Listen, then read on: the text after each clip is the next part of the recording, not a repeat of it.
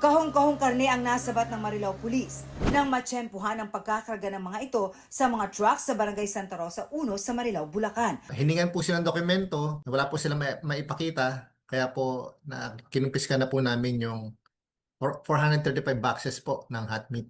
Pero higit pa ang nabisto nang abisuhan na rin ng pulisya ang National Meat Inspection Service o NMIS. Expired na po yung mga label ng karne. Ang NMIS na po yung nagsabi po na hot meat po ito.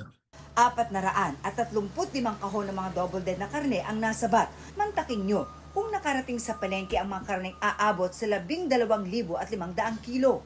Ang presyo aabot sa 2.3 million pesos ang halaga. Pero sabi umano sa pulisya ng 7 nahuli ng mga double dead na karne at galing sa bayan ng San Miguel, ipapakain lang ang mga ito sa mga isda sa bayan ng Pandi. Inaresto sila at nahaharap sa reklamong paglabag sa Meat Inspection Code of the Philippines. Sinusubukan pa namin silang hinga ng pahayag. Hindi rin po ito dumadaan sa tamang proseso. Makakaano po tayo dito ng salmonella na ikasisira po ng ating mga tiyan.